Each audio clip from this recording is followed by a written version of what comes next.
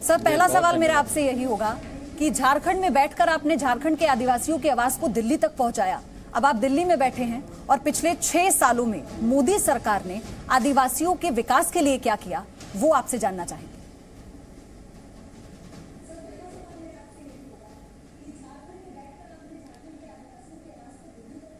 देखिए, पिछले 6 वर्षों में मोदी सरकार ने ऐतिहासिक काम किया आदिवासी और आदिवासी क्षेत्रों के लिए, ऐतिहासिक काम किया आदिवासी और आदिवासी क्षेत्रों के लिए, और लगातार वो काम जारी है।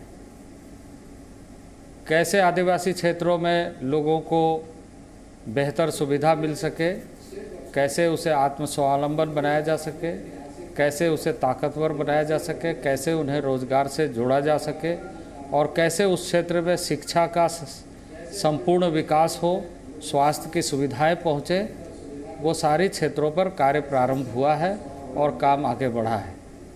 मैं आपको बता दूं कि यदि हम इस 1 वर्ष में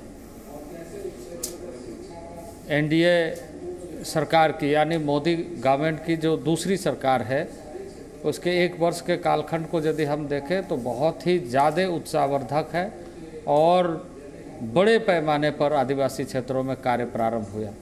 ब्लॉक लेवल में जो आदिवासी क्षेत्र के रूप में जितने चिन्हित किए गए हैं पूरे देश में, जिसे हम शेड्यूल्ड एरिया के रूप में, जहां 20,000 से अधिक आबादी है, हर जगह रेसिडेंशियल स्कूल, मॉडल एकलव्य विद्यालय खोले जा रहे हैं और उसकी स्वीकृति दे जा चुकी है, काम प्रारंभ हो रहे हैं जी। इस तरीके से यदि आप देखें, वन धन योजना के माध्यम से कई रोजगार परक योजनाओं का सूत्रण हुआ है और वो कार्य आगे बढ़ रहा है।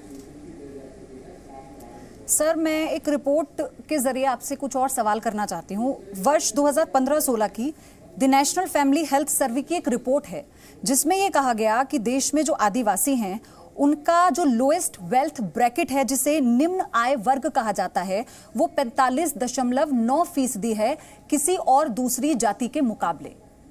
सर, इस ग्राफ को कैसे आप इस चुनौती को पार करेंगे?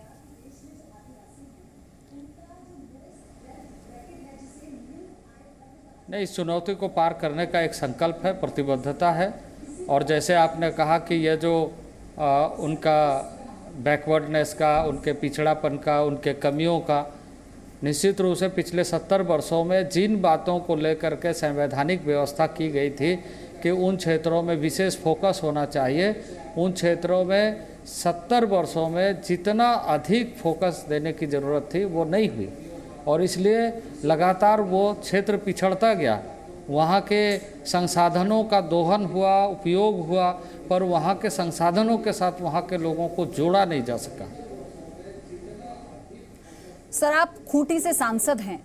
ये एक ऐसा गढ़ है जहां पाथलगढ़ी मूवमेंट का बहुत असर देखा गया। देश जानता है कि उसमें किस तरह से 100 जिले हैं जो यहां पर प्रभावित रहे, और इसलिए बहुत महत्वपूर्ण हो जाता है कि उस क्षेत्र से आपका चुनकर आना।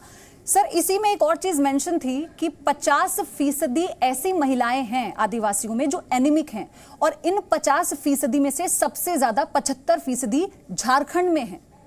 सर, ये हेल्थ इश्यूज, ये जो ग्राफ है, ये भी अपने आप में चुनौती आज भी बना हुआ है।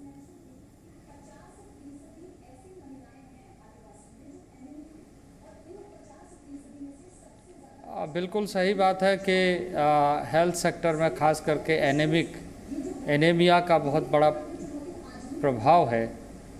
तो उन प्रभावों को कम करने के लिए राज्यों के साथ तालमेल करके भारत सरकार का जो महिला एवं बाल विकास कल्याण कार्यक्रम है, उस कार्यक्रम को तेज़ी से बढ़ाया जा रहा है। और चूँकि स्मृति ईरानी उस विभाग की मंत्री है, लगातार हमारा संवाद होता है और बहुत अच्छी योजनाएं प्रारंभ की जा रही है और विशेष फोकस किया जा रहा है। जहां गैप है, हम नीति आयोग के साथ लगातार बातचीत करते रहते हैं और उस गैप का एनालिसिस करके कैसे और बेहतर किया जाए उस पर कोशिश कर रहे हैं। जहां तक आपने पत्थलगढ़ी की बात की है, पत्थलगढ़ी एक समस्या कुछ लोगों के द्वारा इस तरीके से उभारी गई है जिसका राजनीतिक और निजी स्वार्थ जुड़ा हुआ है। वह क्षेत्र जहां पर एक सहज सरल व्यक्ति, परिवार और समुदाय आदिकाल से शांतिपूर्ण ढंग से रहे हैं, उस क्षेत्र को अशांत करने की कोशिश कुछ निहित स्वार्थी तत्वों के द्वारा किया गया है। और मैंने लगातार ये कोशिश की है कि लोगों के इस तरह के बातों में नहीं आकर लोग स्वयं अपने आप को आत्मनिर्भरशील बनाए, मजबूत बनाए, अपनी परंपराओं को, अपनी व्यवस्था को मजबूत करें। और भारत सरकार ने जो विशेष तौर से प्रावधान है, संवैधानिक व्यवस्था है, उस संवैधानिक व्यवस्था का लाभ उठाए, बजाय इसके कि वैसे लोगों के साथ बहकावे में आकर के न उलझे।